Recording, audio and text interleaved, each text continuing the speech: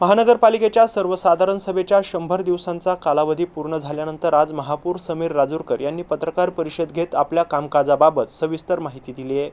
महापौर समीर राजूरकर यांनी पत्रकारांना सांगितलं की शहरातील कचरा व्यवस्थापन आणि कचरा उचलण्याच्या समस्येवर नियंत्रण मिळवण्यात प्रशासनाला मोठ्या प्रमाणात यश आलंय। तसेच केंद्र सरकारच्या विकसित भारत 2047 आणि राज्य सरकारच्या विकसित महाराष्ट्र 2047 या संकल्पनांच्या धर्तीवर विकसित छत्रपती संभाजीनगर 2047 कार्यक्रम तयार करण्यात आलाय। यासाठी ट्रान्सफॉर्मेशन युनिट स्थापन करण्याची प्रक्रिया सुरू असून मुख्यमंत्री आणि दोन्ही उपमुख्यमंत्र्यांच्या मार्गदर्शनाखाली विविध विभागांशी समन्वय साधण्याचा प्रयत्न सुरू असल्याचं त्यांनी सांगितलं। या ट्रान्सफॉर्मेशन युनिट अंतर्गत एक थिंक टँक तयार करण्यात येणार असून त्यामध्ये IITच्या तज्ज्ञांचा समावेश केला जाणार आहे। शहरांच्या विकासासाठी आवश्यक आराखडे तयार करून त्यावर निर्णय घेतले जातील। महापौरांनी सांगितलं की ड्रेनेज कंट्रोल मॅपिंगचं काम सुरू करण्यात आलंय। हे काम पूर्ण झाल्यानंतर शहरातील ड्रेनेज समस्यांवर नियंत्रण ठेवणे प्रशासनाला अधिक सोपं होणार आहे। अधिकाऱ्यांची बदली झाली तरी मॅपिंग प्रणाली नव्या अधिकाऱ्यांसाठी उपयुक्त ठरेल।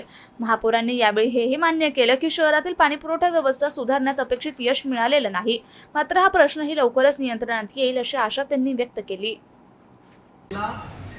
युतीचं जे छत्रपती संभाजीनगर महापालिकेमध्ये आम्ही सगळेजण ज्या महापौर म्हणून, उपमहापौर म्हणून, सभापती म्हणून या महानगरपालिकेचा एक विकासाचा अजेंडा ठरवला होता। त्या 100 दिवसामध्ये आम्ही ज्या 10 गोष्टी ठरवल्या होत्या त्यापैकी 9 गोष्टींमध्ये आम्ही पूर्ण व्यवस्थितपणे प्रगती करायचा जो आमचा आलेख ठरवला होता किंवा त्याला तुम्ही प्रगती पुस्तक म्हणा, त्या प्रगती पुस्तकामध्ये आम्ही पूर्ण काम करायचा प्रयत्न केला। त्याच्यामध्ये आम्ही यशस्वी सुद्धा झालेलो आहे।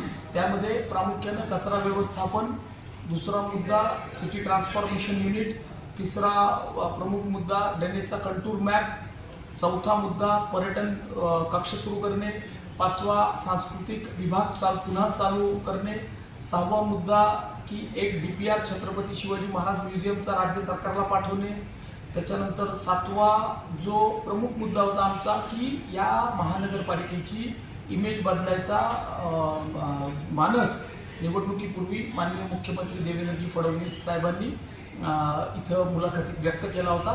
ती इमेज बदलायसाठी आम्ही 90 दिवस या 100 दिवसामध्ये प्रशासन गतिमान करण्याचा जो प्रयत्न केला होता तो काही विभागांमध्ये 70% जास्त विभागांमध्ये तो गतिमान झालेला आहे। काही विभागात तो कमी पडलेला आहे। त्याच्यावरती दुरुस्ती करायचं काम आमचं पुढच्या 100 दिवसामध्ये करायचं आम्ही मानस ठरवलेला आहे। एक रस्ता पुढच्या 100 दिवसामध्ये जो रस्ता जिथं व्यवस्था आहे त्या रस्त्याला आम्ही पूर्णपणे MSCBच्या ज्या लाईन आहेत केबल त्याला अंडरग्राऊंड डक्टिंग करायचा पायलट प्रोजेक्ट करायचा आम्ही या पुढच्या 6 महिन्यात ठरवलेलं आहे। त्याची एक प्रायोगिक तयारी आम्ही या पुढच्या 100 दिवसात करणार आहे।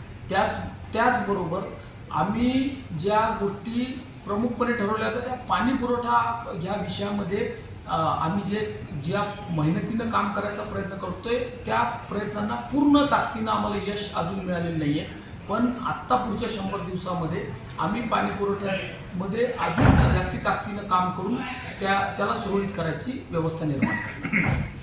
पुढील उद्दिष्ट काय?